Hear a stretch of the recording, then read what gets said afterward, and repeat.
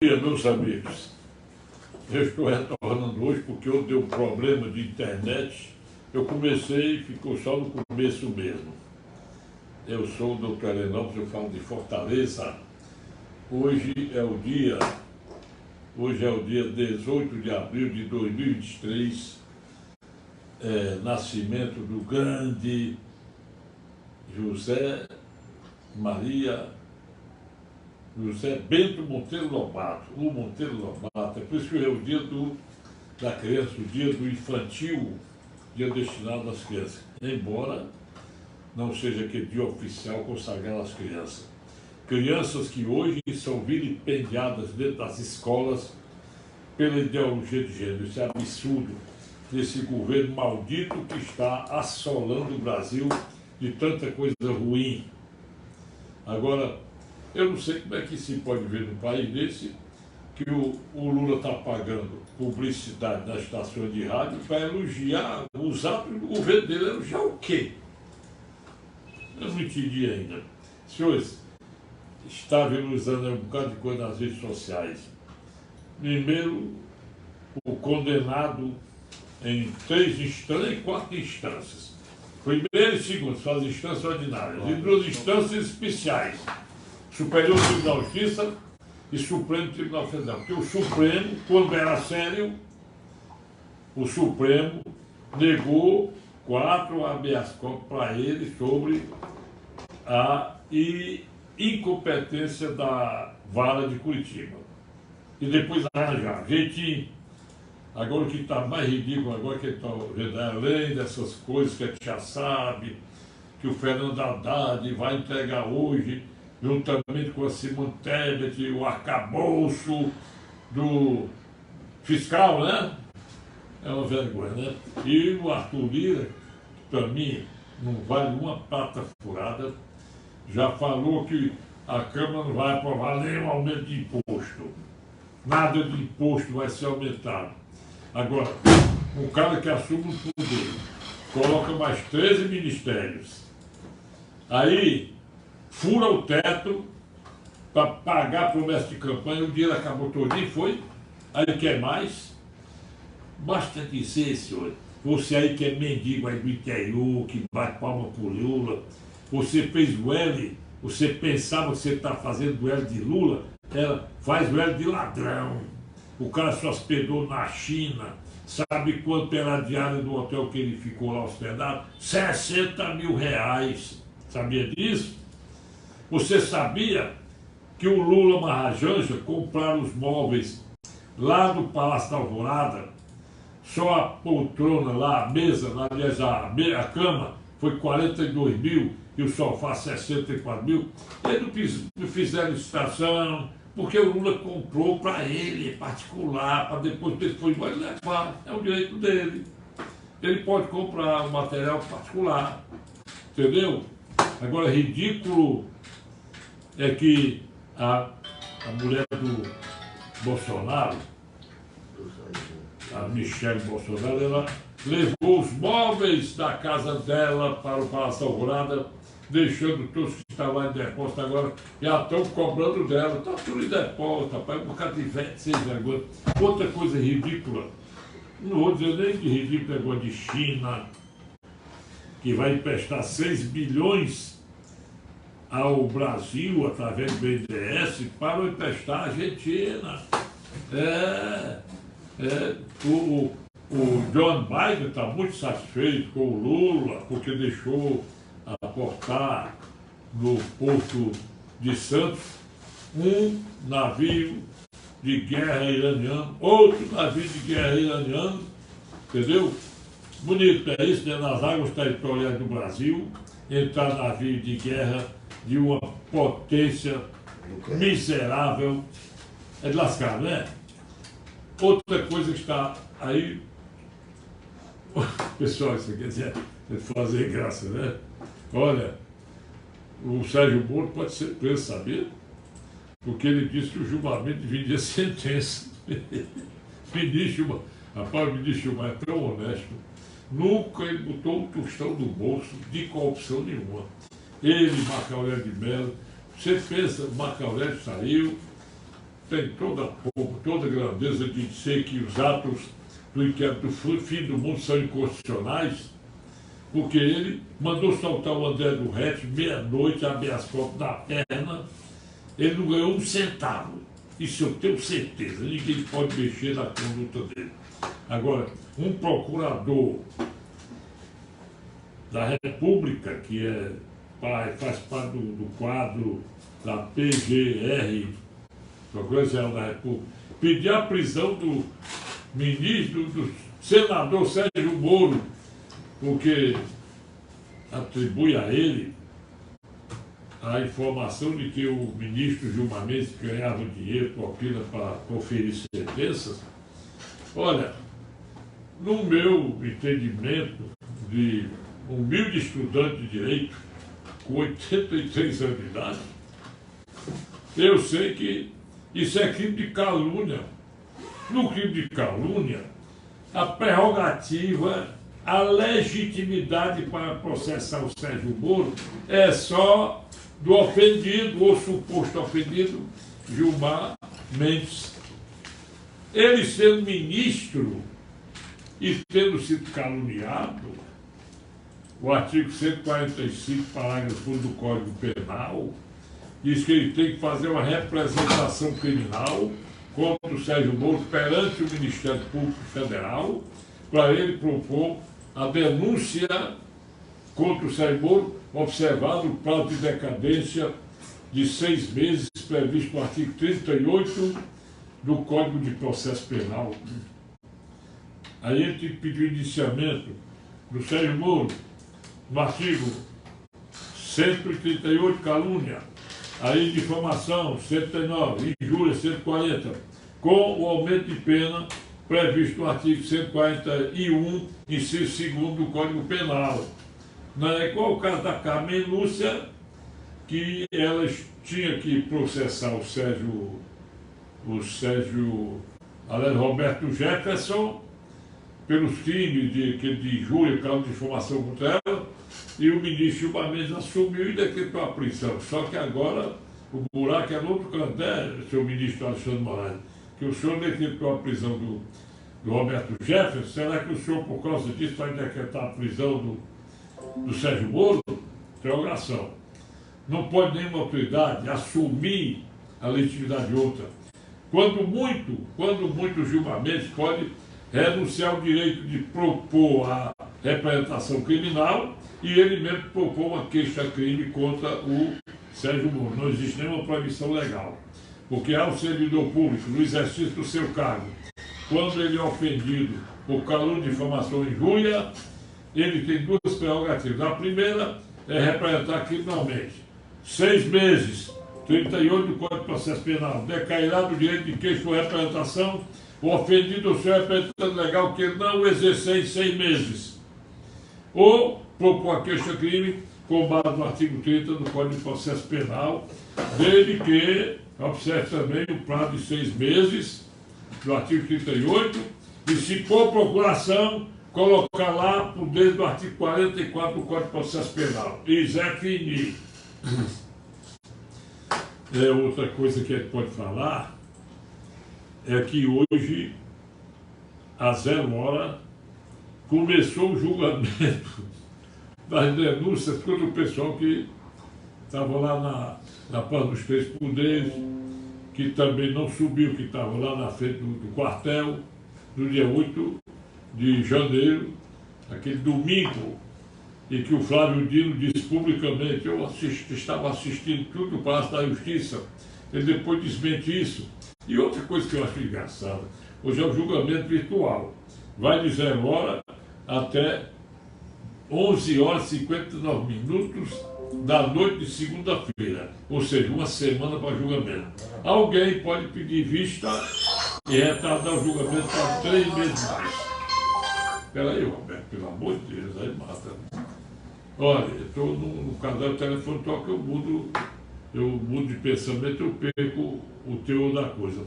Mas eu ia dizendo uma coisa que, não sei se o doutor César Pix está aqui, e o doutor Roberto Barroca, se eles ouviram, que o Luiz Roberto Barroca está desmentindo que ele nunca disse a frase: eleição não se ganha, se toma. Ele diz que precisa, mas está toda a rede de internet, todas as plataformas, inclusive está no site da Câmara Federal. Essa frase foi dita pelo indivíduo bandido José Disseu e copiada ipsis copiada que eu digo é repetida pelo ministro Luiz Roberto Barroso, que eu ouvi, todo mundo ouviu, foi público. Aliás, o Luiz Roberto Barroso está caladinho, o Gilmar Mendes andou sendo uma besteira, o Ricardo Lewandowski, aquele que rasgou a Constituição no dia do julgamento da Dilma, aposentou-se, e graças a Deus por lugar dele, sabe quem foi? No Tribunal Eleitoral, Cássio Nunes Marques, porque não vai ser possível o Lula indicar e o Senado não pode aceitar o Cristiano Danilo Martins com as últimas notícias. Ele, inclusive, tem processo dele aí andando na esfera civil e na esfera penal, e ele não pode, porque o artigo 101 da Constituição diz que tem que ser reputação ilibada. Se o cara está sendo... Eu, por exemplo, não tenho reputação ilibada, porque eu tenho 1 milhão de processos. Muito mesmo, não é pouco não. Mas tudo arquivado, processo de imprensa, que eu, no exercício da minha atividade de jornalista e de radialista, eu disse muita coisa do desgosto de alguém, né? Aí me processar não tenho culpa. Inclusive, eu já fui processado por 3 juízes de Fortaleza, estaduais, não fui condenado. Fui processado por 2 juízas do trabalho, também não cumpri pena, nem cumpro pena nenhuma. Nem vou cumprir nunca, já sou velho, cabra velho, não vai puxar dele não, viu pessoal? Bom dia. Olha, quero dizer aos senhores que ontem também eu registrei, mas não foi ao ar, o falecimento do desembargador federal aposentado Dr. Hugo de Brito Machado, que foi meu bicho no quartel, foi meu bicho na faculdade de Direito, viu? E morreu com 83 anos, mas era um homem de bem, escreveu uma das melhores obras de direito tributário que é aceita e aplicada e recomendada por todos os juristas e por todos os professores de escolas que ensinam o direito tributário. Então eu apresento minhas condolências à família do Hugo de Brito Machado, ele que foi o homem que era juiz federal quando ele administrou e presidiu e contratou a construção do prédio em que funcionou toda a Justiça Federal, na Aldeota, na Rua João Carvalho, esquina com José Lourenço, e hoje lá funciona apenas a parte criminal da Justiça Federal, porque o restante do Foro Federal está aqui, infelizmente, na Floriano Peixoto, com o lado para a Praça Murilo Boia. Não sei por que mudaram a entrada, que dificulta muito, tanto os advogados quanto o público, porque a entrada sendo pela Floriano Peixoto é muito ruim, e ela era pela própria Praça Murilo Borges, muito boa, um acesso bom, e hoje está muito dificultado. Esse registro eu faço, eu agradeço a todos e vou fazer apenas 2 orientações que me pediram. A de ontem, deixa eu me lembrar, porque eu estou meio careca de pensamento, de memória. A de ontem foi o cara que paga descontado em folha de pagamento, pensou para uma filha que está casada, mas que recebe a mãe dela, que era a representante legal dela quando menor, continua descontando em folha de pagamento, e um filho que está de maior idade, é empregado, e ele paga por particular, o cara já tem seus 28 anos. Então, o conselho que eu dou, nós temos vários dispositivos sobre a matéria. O artigo 1694 do Código Civil diz que os alimentos são devidos entre cônjuges, companheiros e parentes. Significa dizer que um cônjuge não pode pedir alimentos a outra pessoa, a não ser o seu cônjuge. O companheiro também não pode. Um filho pode pedir alimento do pai, pode pedir alimento da mãe, pode pedir alimento do irmão, desde que observe a escala de vocação etária prevista no artigo 1697. O artigo 1695, ele coloca um binômio: só pede alimentos quem está precisando, só paga alimentos quem está com meios para cumprir o pagamento. O 1696 é aquilo que eu acabei de dizer: os parentes entre si observada a escala de vocação etária prevista no artigo 1697. O 1698 é o espinho no calcanhar dos avós ou dos avós. Existe a palavra avós, hein, César Pinho? Ele saiu, doutor César Pinho. Palavra avós tem, Roberto? Não. Ou é avós? Avós. E avós não tem, não? Que eu saiba, não. E eu sei que tem. Tem? Tem. Se são dois avós machos, pronto, o que você quer mais? Sim, senhor. Toda pessoa tem dois avós e duas avós, não é? É não? Perfeitamente. O avô participa. Botei você na roda e você errou, né? olha a posição psicológica da coisa, né? Bom, esse aí do 698 diz o seguinte: vamos dizer, se eu peço alimentos para o meu pai pagar, ele não pode, e o pai dele tem um dinheirinho, tem meios, você está com ação de alimentos suplementares para o avô me pagar alimentos. E o 1699, esse é o regente de todo tipo de ação para aumentar, diminuir ou exonerar. 1699 do Código Civil.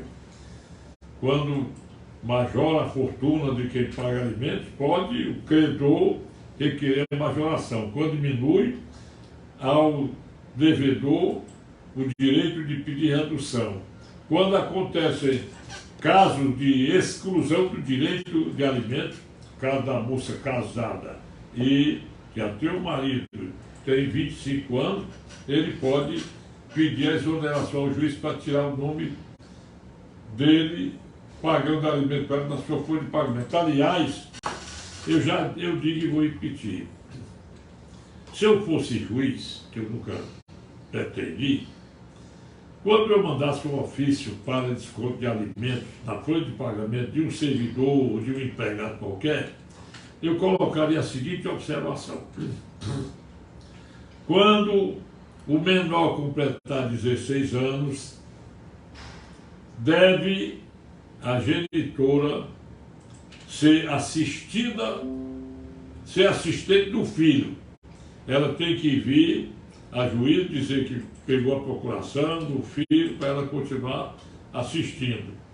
Mais outra observação: a partir dos 18 anos, a repartição tem que comunicar ao juiz para ver se é caso de exoneração, de eliminação do desconto ou não. Por que isso?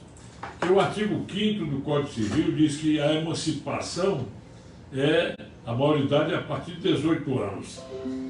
E também informar que a repartição não pode continuar descontando na folha de pagamento e depositando na conta bancária da mãe do alimentando.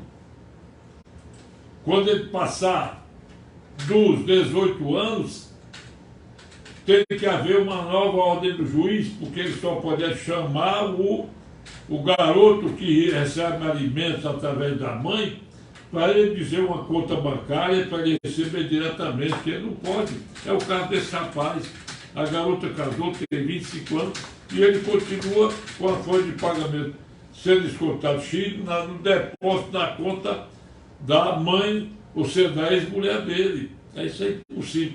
Já o outro, que ele paga diretamente, é deixar de pagar e deixar que ele vá para a justiça cobrar o atrasado. Ele vier cobrar com o pé, diz, não, eu deixei de pagar porque ele tem renda a partir de tal época.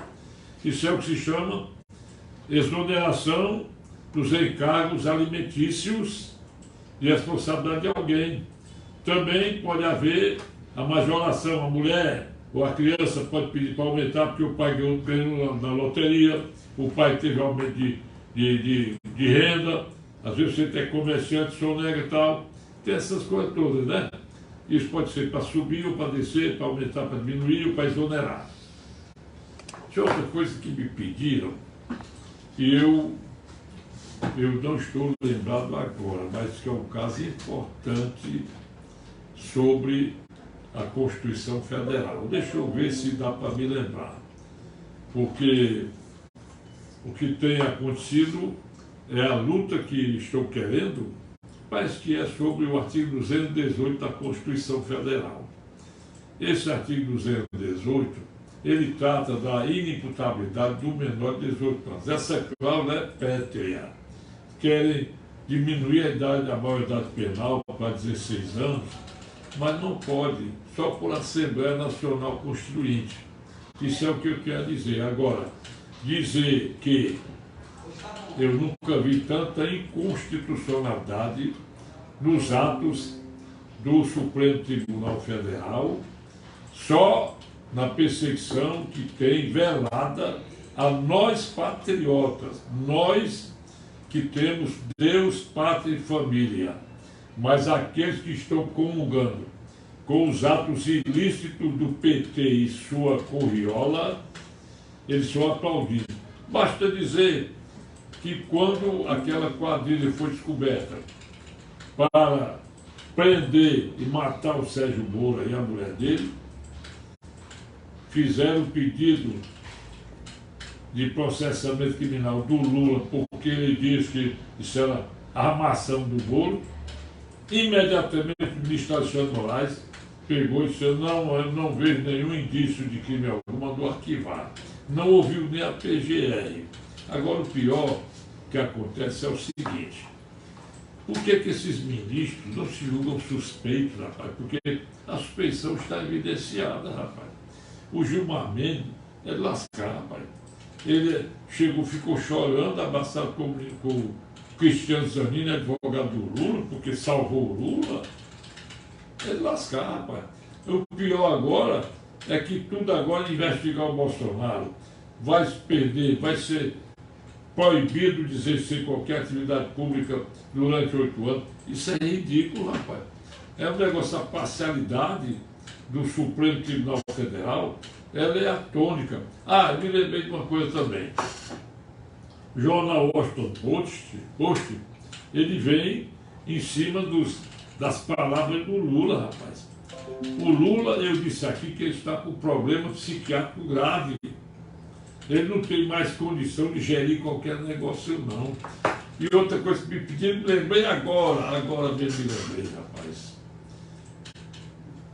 Me perguntaram se é possível interditar uma pessoa que está em estado de coma. É lógico que nós temos hoje uma redação bonita, brilhante, o nosso novo Código Civil, é isso que eu me lembrei. No artigo 1767, inciso 1º, do novo Código Civil, diz o seguinte: a incapacidade civil pode ser temporária ou definitiva. Quando ela é temporária, você está em coma, está sedado, privado de suas faculdades mentais temporariamente. Quando o sujeito morre, se acaba o caráter temporário de sua incapacidade, porque se extinguiu a personalidade pelo desenlace, pelo óbito. Muitas vezes eu tive um amigo meu, que era jornalista comigo, que ele passou, segundo fala, 9 meses em estado de coma e recuperou sua saúde, passou mais ou menos 20 anos e morreu. Tem também um radialista que morreu com seus 95 anos, que passou 3 meses em coma e recuperou a consciência. Em todos esses estados, a interdição pode ser temporária, pega mal Alzheimer, por exemplo, é uma doença irreversível que transtorna psiquicamente a pessoa e ele deve ser interditado permanentemente. Permanentemente, porque aí nós temos na classificação lá do artigo 17, que chegou a revogar pelo conflito entre ele, o artigo 3º e o artigo 4º do próprio Código Civil. Então, as normas desses artigos 3º e 4º que se conflitavam ou não disciplinavam bem o artigo 1767, elas foram eliminadas, passando a vigorar apenas esse dispositivo. Então, por hoje, e a forma de você interditar a pessoa é junto ao Poder Judiciário, artigo 747 do Código de Processo Civil, se é o filho, o pai ou a mãe, se é o marido, a mulher, se é a mulher, é o homem, se é o irmão, pode ser o irmão, e sempre que há uma interdição, se existe na escala de vocação hereditária mais de uma pessoa, é preciso que as demais consintam que alguém seja o representante legal da pessoa a ser interditada. Bom dia para vocês todos, viu? O Dr. Heleno Lopes sou eu, não sou jurista, sou um primaz da humildade, da grandeza de bondade íntima, com minhas orações para favorecerem em favor dos meus amigos, dos meus inimigos, de todos os nossos familiares. Bondade não, isso é até uma falta de modéstia, né? Bom dia a todos, um abraço. Meu zap é este aqui. Quero que vocês me ajudem neste canal. Dá uma mãozinha. Inscreva-se nos canais meus, no Facebook, no Instagram, no YouTube. Basta botar Heleno Lopes, o que for, no instante você me acha. É a coisa mais fácil do mundo. Meu zap é esse aqui, para uma mensagem sua. 85 é o DDD, 999-453883. Obrigado e até amanhã, se Deus quiser.